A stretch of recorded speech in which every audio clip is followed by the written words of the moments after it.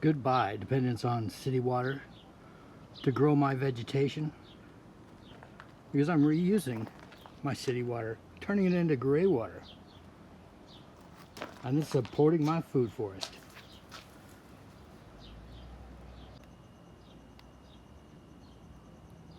Regenerative Homesteader here, and as usual I am making a mess in the yard.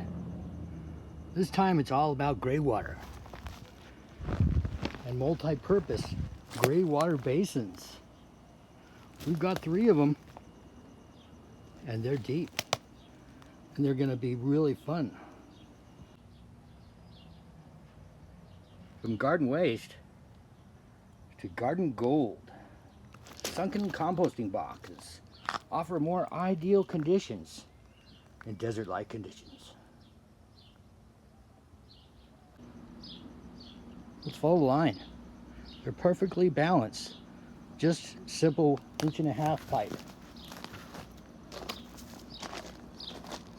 This garden's set up to support a garden surrounding it, and even help support the second garden in front.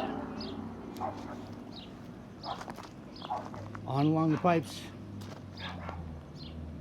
and under the shed. Yep, I went under the shed on both sides. Figured I had a basement already, might as well use it. Off to the second multifunctional mulch basin. Yeah, I like a different shape here and there. Here's another rectangle. And simple pipe, just angled so that each basin gets a little bit of trickle every time the water turns on.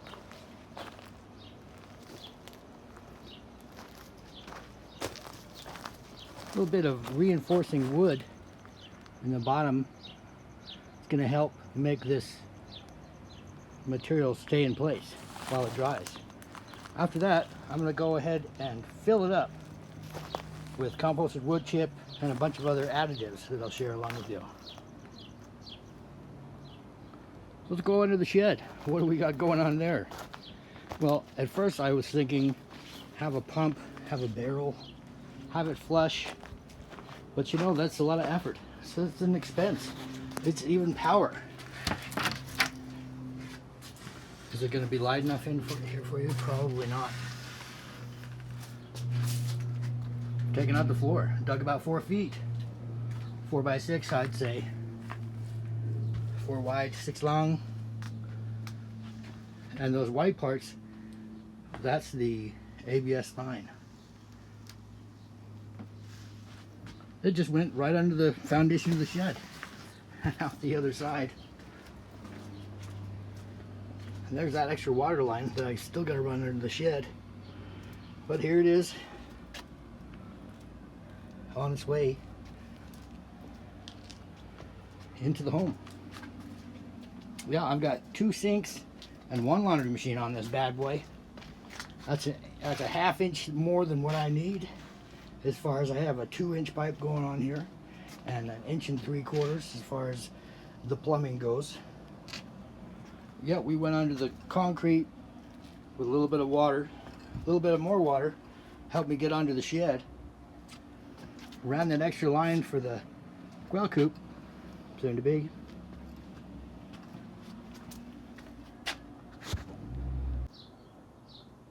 There's really just 2 factors to these Greywater basins. Well, let's make that 3. We want that pipe about 2 inches above any debris. We want to consider the pipe size. If you start off with a 2-inch, it's okay to branch into an 1.5 inch pipe after the first junction. Here I've gone ahead and doubled that up. I start with a black 2-inch ABS pipe, and then I move on to the white PVC pipe, and that's 1.5 inches and 1.5 inches. So to come in a 2-inch into 2 1/2s, plenty of extra space for water. You just don't want to decrease the line and inhibit the flow. Another really important factor is that plumber's angle. All the pipes have to be just to the left of that line in this case, so the water flows down the line.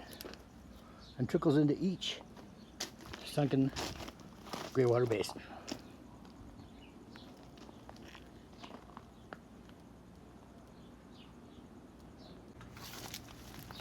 So what's the deal with these funky basins? Why not just go ahead and do a pump and then run everything through drip line instead of having to level the line? Well, a pump requires a filter because things get clogged up, especially when you're dealing with laundry. Believe it or not, the laundry water is full of silt and fabric.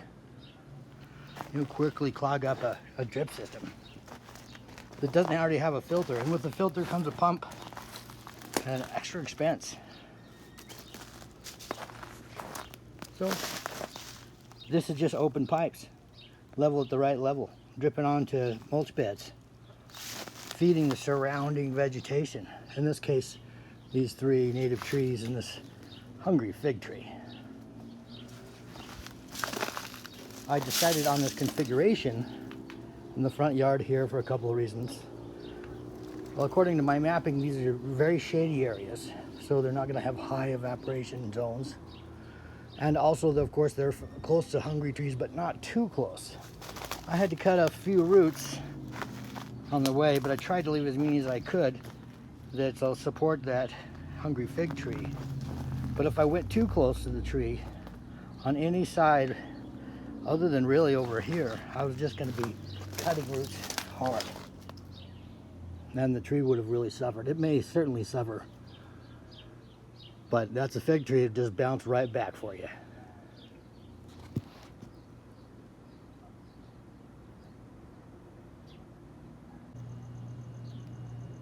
Yeah, I can cut a rectangle hole pretty good, but when it comes to that supply area, it ends up with a big opening in the front.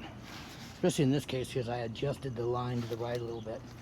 But I have no problem with that.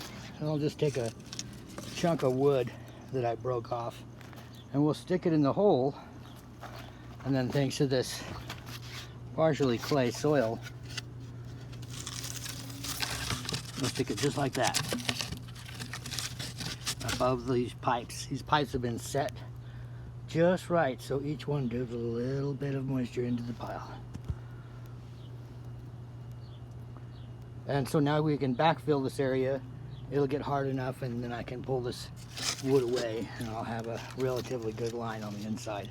And of course, we just backfill it again with composted wood chips and a bunch of other additives, including dirt. One side effect of this, I got a lot of extra dirt. Dirt piles over everything. It's all making a mess. But I got no problem with dirt. In fact, I'm a fan of digging. Just something about it. You know, I'm a big fan of sunken compost bins. It beats chop and drop in the West. And what's better than a sunken compost bin? Several really large sunken composting bins. So if I have extra stuff, well, this tree's overgrown on the bottom. Pick it out, drop it in the hole. That's right, they're never full because there's always decomposing. So you've got this endless vegetation trash can, essentially. A nurturing trash can.